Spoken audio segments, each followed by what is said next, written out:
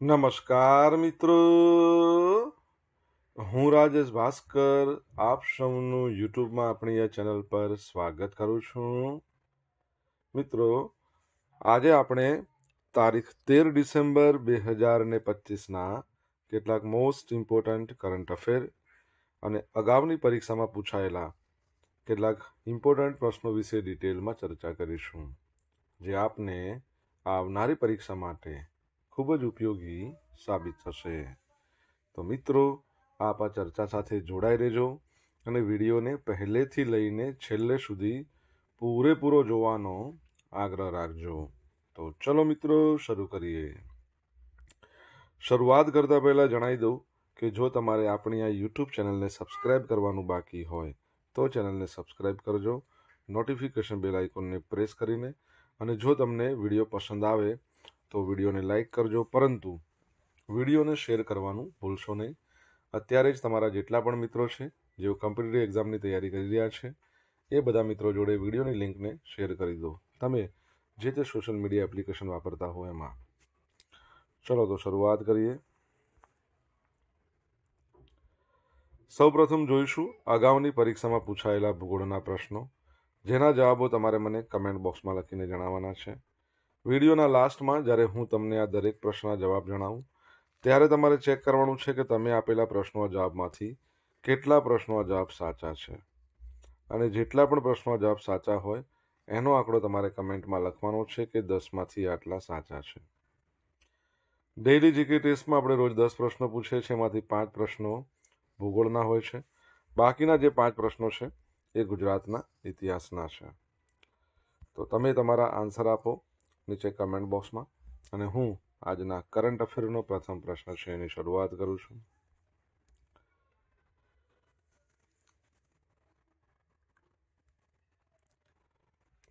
પ્રથમ પ્રશ્ન છે, કેન્દ્રીય ગૃહ અને સહકારિતા મંત્રી શ્રી અમિત શાહે કયા જિલ્લામાં બનાસ ડેરીના બાયો સીએનજી અને ફર્ટિલાઇઝર પ્લાન્ટનું ઉદ્ઘાટન કર્યું છે? તો મિત્રો, જવાબ આવશે વાવ અને થરાદ જિલ્લામાં. કઈ જગ્યાએ? વાવ અને થરાદ જિલ્લામાં. તો કેન્દ્રીય ગૃહ અને સહકારિતા મંત્રી શ્રી અમિત શાહ છે, એમણે ગુજરાતના વાવ થરાદ ખાતે બનાસ ડેરી છે ને એના બાયો સીએનજી અને ફર્ટિલાઇઝર પ્લાન્ટનું ઉદ્ઘાટન તેમજ 150 ટનના મિલ્ક પાવડર પ્લાન્ટનું ખાતમુહૂર્ત કર્યું હતું. શ્રી શાહે જણાવ્યું કે પશુપાલક બહેનોની મહેનતથી બનાસ ડેરીનું ટર્નઓવર 24,000 કરોડ સુધી પહોંચ્યું છે, અને હવે સર્ક્યુલર ઇકોનોમીના માધ્યમથી ગોબરમાંથી બાયોગેસ અને ખાતર બનાવીને ખેડૂતોની આવકમાં 20%થી વધુ વધારો કરવાનું લક્ષ્ય છે. તેમણે પ્રધાનમંત્રી શ્રી નરેન્દ્ર મોદીના શ્વેત ક્રાંતિ 2.0ના વિઝન, હાઈ વેલ્યુ ડેરી પ્રોડક્ટ્સના નિર્માણ અને બનાસકાંઠાના જળ સંચયથી આવેલી જે કૃષિ સમૃદ્ધિ છે એની પ્રશંસા કરી હતી. કાર્યક્રમ દરમિયાન શ્રી શાહે ડૉક્ટર બાબા સાહેબ આંબેડકરને તેમના મહાપરિનિર્વાણ દિવસ પર અને સરદાર વલ્લભભાઈ પટેલને શ્રદ્ધાંજલિ આપી હતી. તમને ખબર છે મહાપરિનિર્વાણ દિવસ એટલે 6ઠી ડિસેમ્બર. આ પ્રોજેક્ટ દ્વારા બનાસ ડેરી દેશભરની સહકારી સંસ્થાઓ માટે એક આદર્શ મોડેલ બની રહેશે. તમને એશિયાની સૌથી મોટી ડેરી પૂછે તો બનાસ ડેરી આવશે, અને યાદ રાખજો બનાસ ડેરી અને જે દૂધસાગર ડેરી છે એ બંને ડેરીઓ અમૂલ અંતર્ગત આવે છે. અમૂલને આપણે હવે Gujarat cooperative milk marketing federation કહીએ છીએ. તમને ખબર છે બનાસ ડેરીની આપણે વાત કરી રહ્યા છે, રિસન્ટલી એના ચેરમેન અને એટલે કે વાઇસ ચેરમેન માટેની ચૂંટણી યોજાઈ હતી, પણ બિનહરીફ મતલબ ચૂંટાઈને આવ્યા છે. એના ચેરમેન છે ને 3જી વખત ચૂંટાઈ આવ્યા છે. વરણી કહી શકાય, બિનહરીફમાં તો ચૂંટાવાનું ક્યાં આવ્યો, વરણી થઈ છે. તમે મને કહો એમનું નામ શું છે? આન્સર આવડે તો કમેન્ટમાં લખીને જણાવજો. દર વર્ષે રાષ્ટ્રીય ઘોડા દિવસ ક્યારે મનાવવામાં આવે છે? રાષ્ટ્રીય કયા સંદર્ભમાં છે? અમેરિકાના સંદર્ભમાં, અમેરિકામાં મનાવવામાં આવે છે 13મી ડિસેમ્બરના રોજ, એટલે કે આજનો દિવસ. તો રાષ્ટ્રીય ઘોડા દિવસ છે એ દર વર્ષે 13મી ડિસેમ્બરના રોજ રાષ્ટ્રીય ઉજવણી કરવામાં આવે છે. આ દિવસ ઘોડાના માનવ જીવનમાં આર્થિક, ઐતિહાસિક અને સાંસ્કૃતિક યોગદાનને યાદ કરવાનો દિવસ છે. વર્ષ 2004માં યુએસ કોંગ્રેસે 13 ડિસેમ્બરને રાષ્ટ્રીય ઘોડા દિવસ તરીકે ઉજવવાની ઘોષણા કરી હતી. ભારતમાં પ્રાચીન કાળથી ઘોડા માનવ સમુદાયનો એક અભિન્ન અંગ રહ્યા છે. ભારતમાં પ્રાચીન કાળમાં રાજા મહારાજાઓ ઘોડા પર સવારી કરતા અને યુદ્ધ લડતા હતા. ઓકે, ખ્યાલ છે ને કે મહારાણા પ્રતાપનો ઘોડો ચેતક, જબરજસ્ત. ઓકે, આગળ વધીએ.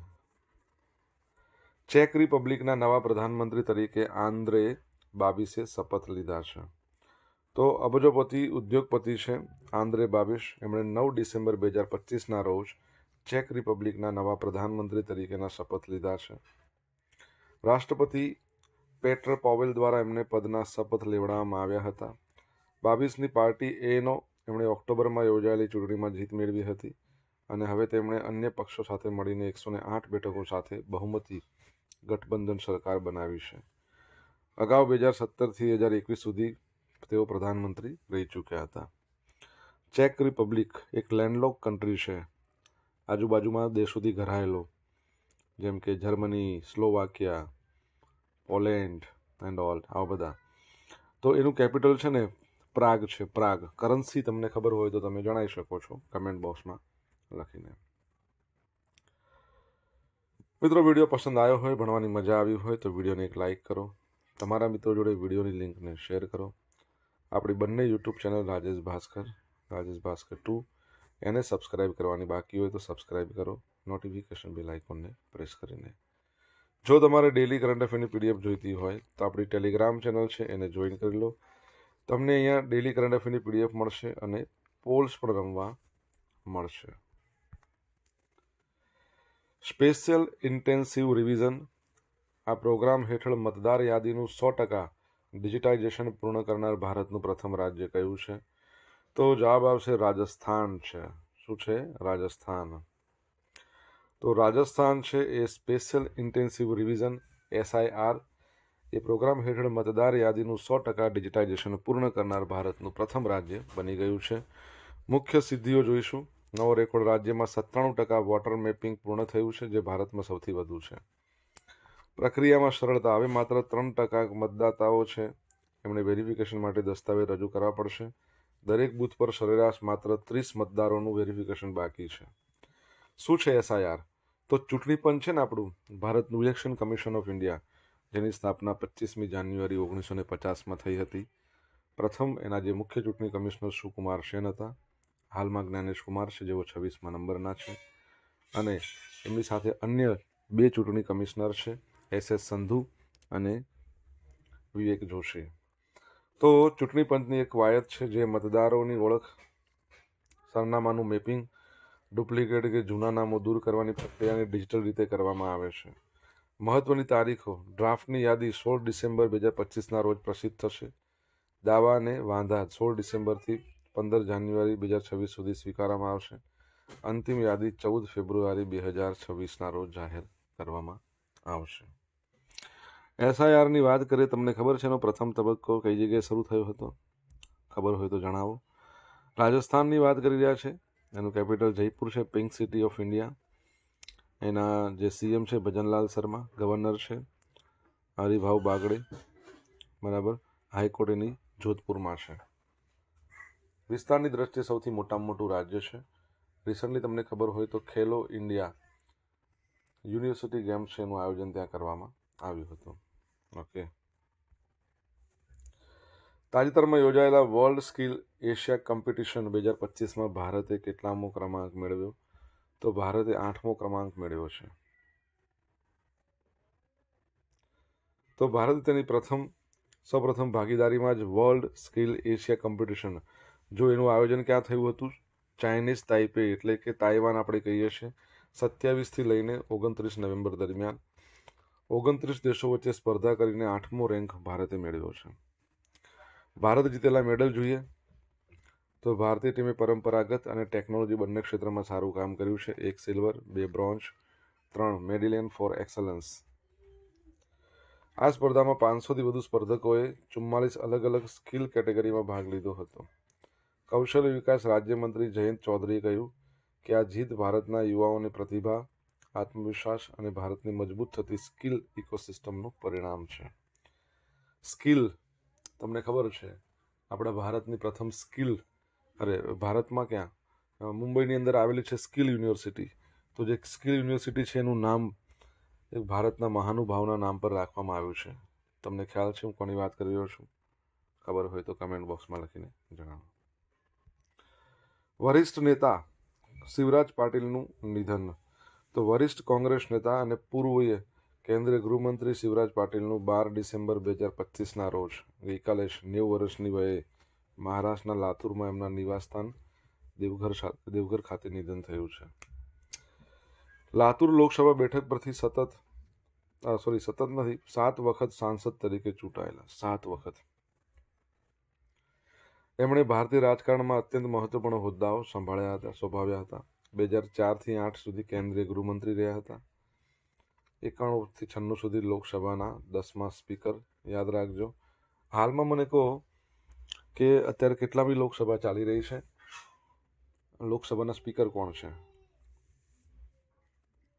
2010થી લઈને 15 સુધી પંજાબના રાજ્યપાલ પણ રહી ચૂક્યા હતા અને ચંદીગઢના પ્રશાસક તરીકે સેવાઓનો સમાવેશ થાય છે.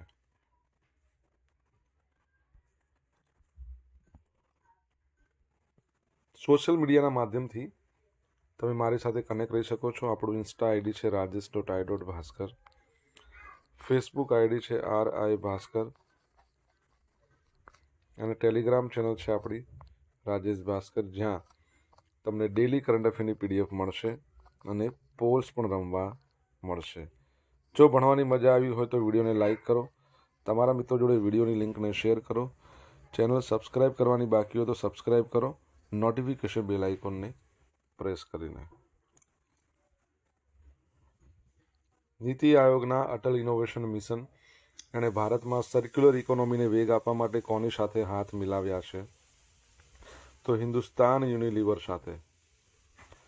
તો નીતિ આયોગનું અટલ ઇનોવેશન મિશન 2016માં જે આવ્યું હતું અને હિન્દુસ્તાન યુનિલિવર લિમિટેડ, બરાબર છે, એણે ભારતમાં સર્ક્યુલર ઇકોનોમીને વેગ આપવા માટે હાથ મિલાવ્યા છે.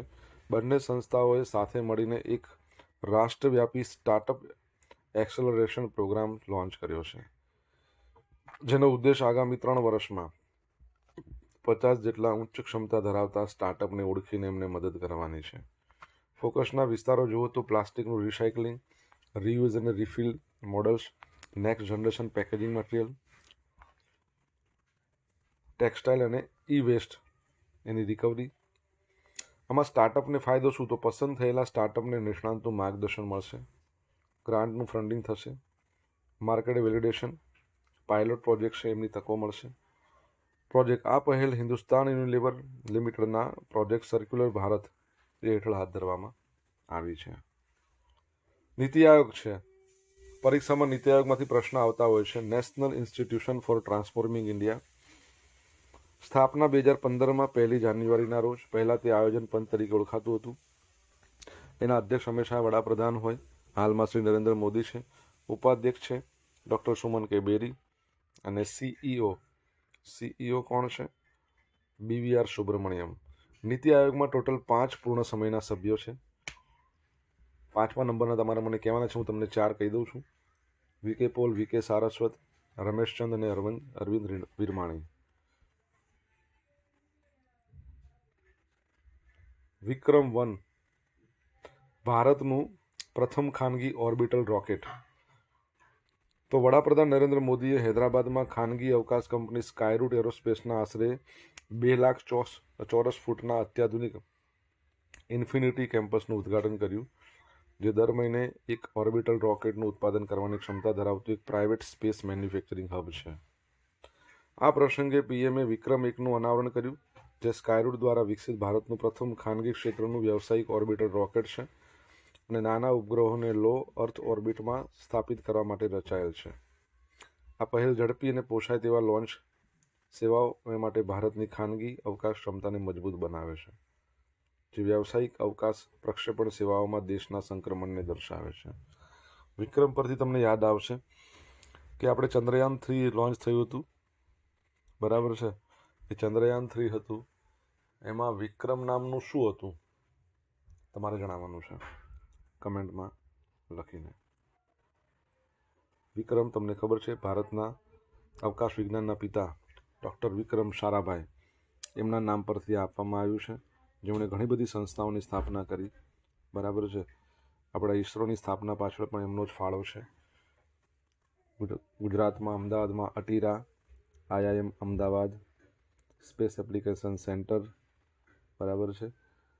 આ બધી સંસ્થાઓ છે, સંસ્થાઓના વિકાસ માટે એમનો જ ફાળો છે. હવે જોઈશું અગાઉની પરીક્ષામાં પૂછાયેલા ભૂગોળના પ્રશ્નો. પહેલો પ્રશ્ન, શંકર 4 નીચેનામાંથી કોની જાત છે? તો કપાસની. ભારતીય દ્વીપકલ્પનું સૌથી ઊંચું શિખર ડોડા બેટા ક્યાં આવેલું છે? નીલગિરીની ટેકરીઓ. કયા અક્ષાંશ પર ધરી ભ્રમણ બળ ગેરહાજર હોય છે? વિષુવવૃત્ત. ગ્રાન્ડ 9G નીચેના પૈકી કયા પાકની જાત છે? કેળા. કયા વિષુવવૃત્તીય પટ્ટામાં મહત્તમ વરસાદ થાય છે? એમેઝોનના તટપ્રદેશમાં. હવે મિત્રો જોઈશું અગાઉની પરીક્ષામાં પૂછાયેલા ગુજરાતના ઇતિહાસના પ્રશ્નો. પહેલો પ્રશ્ન, કયા મઠના બૌદ્ધ સાધુએ હ્યુએત સંઘને તેના ચીન પહોંચ્યા પછી પત્રો લખ્યા હતા? તો મહાબોધિ મંદિર. ગિરાસદારી પ્રથા કયા વર્ષમાં નાબૂદ કરવામાં આવી હતી? 1951માં. તાંજાવુર તમિલનાડુની જગવિખ્યાત કાંસ્ય પ્રતિમાનું નામ નીચેના પૈકી પસંદ કરો. નટરાજ. નીચેના પૈકી કયું જૈન લેખન નથી? તો વિશુદ્ધિ માગા. અમર ગુર્જર પદ મુગલ કાળમાં કોની સાથે સંબંધિત હતું? મહેસૂલ સાથે.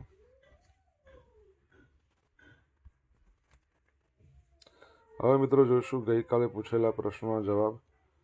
પહેલો પ્રશ્ન, ગુજરાતમાં મતદાર યાદીની ખાસ સઘન સુધારણા ઝુંબેશ અત્યાર સુધીમાં કુલ કેટલી કામગીરી પૂર્ણ થઈ છે? 98.19%. બીજું, 16 વર્ષથી નીચેના બાળકો માટે સોશિયલ મીડિયા પર પ્રતિબંધ મૂકનાર વિશ્વનો પ્રથમ દેશ કયો છે? ઓસ્ટ્રેલિયા. હવે આજે પૂછેલા પ્રશ્નોના જવાબ જોઈ લઈએ. પહેલો પ્રશ્ન તો, બનાસ ડેરીના ચેરમેન નવા બન્યા છે, એટલે ફરથી જ બન્યા છે, શંકર ચૌધરી. બિનહરીફ વરણી થઈ છે. Vice chairman Bhavabhai Rabari. શંકર ચૌધરી આપણા ગુજરાતની વિધાનસભાના સ્પીકરો, 15મી વિધાનસભા. ચેક રિપબ્લિકની કરન્સી કોરુના. શું છે? કોરુના. ત્રીજો પ્રશ્ન, SIRનો પ્રથમ તબક્કો બિહારમાં શરૂ થયો.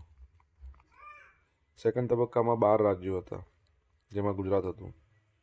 ચોથો પ્રશ્ન, કે મુંબઈની દરેક સ્કિલ યુનિવર્સિટીનું નામ કોના નામ પર રાખવામાં આવ્યું છે? રતન ટાટાના નામ પર. બરાબર છે. 5મા નંબરનો પ્રશ્ન હતો, હાલમાં કેટલામા નંબરની લોકસભા ચાલી રહી છે? તો હાલમાં જે ચાલી રહી છે એ 18મા નંબરની લોકસભા છે. અને 18મા નંબરની લોકસભા છે, એના સ્પીકર છે ઓમ બિરલા. ઓમ બિરલા. નીતિ આયોગમાં 5મા નંબરના પૂર્ણ સમયના સભ્ય છે, એમનું નામ શું છે? રાજીવ ગોબા. બરાબર છે.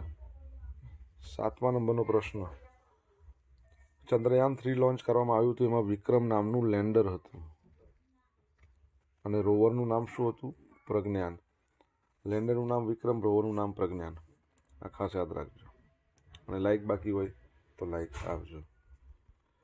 હવે મિત્રો જોશું ગઈકાલના કરંટ અફેરમાંથી પૂછેલા કેટલાક ઇમ્પોર્ટન્ટ પ્રશ્નો, જેના જવાબો તમારે મને કમેન્ટ બોક્સમાં લખીને જણાવવાના છે. પહેલો પ્રશ્ન, ગુજરાત સરકારે હોમગાર્ડ જવાનોની નિવૃત્તિ વય મર્યાદા કેટલા વર્ષ સુધી વધારી છે? જવાબ આવડે તો કમેન્ટમાં લખજો. સેકન્ડ પ્રશ્ન, તાજેતરમાં કયા સ્થળેથી ભારતનું પ્રથમ સ્વદેશી હાઇડ્રોજન ફ્યુઅલ સેલ જહાજ લોન્ચ કરવામાં આવ્યું છે? તો મિત્રો જવાબ આવડતો હોય તો કમેન્ટ બોક્સમાં લખીને જણાવજો. તો અહીંયા આપણે કરીશું સ્ટોપ. તો મિત્રો આ હતા આજના દિવસના કેટલાક મોસ્ટ ઇમ્પોર્ટન્ટ કરંટ અફેર. સાથે આપણે જોયું છે અગાઉની પરીક્ષામાં પૂછાયેલા કેટલાક ઇમ્પોર્ટન્ટ પ્રશ્નો અને એના જવાબો. આશા રાખું બધાને ભણવાની મજા આવી હશે. જો મજા આવી હોય ને તો વિડીયોને એક લાઇક કરજો. તમારા મિત્રો જોડે વિડીયોની લિંકને શેર કરજો. આપણી બંને યુટ્યુબ ચેનલ રાજેશ ભાસ્કર 2 એને જો સબસ્ક્રાઈબ કરવાનું બાકી હોય તો સબસ્ક્રાઈબ કરજો, નોટિફિકેશન બેલ આઇકોનને પ્રેસ કરીને. તો thank you so much for watching this video. Have a nice day. જય હિન્દ, જય ભારત, જય જય ગરવી ગુજરાત.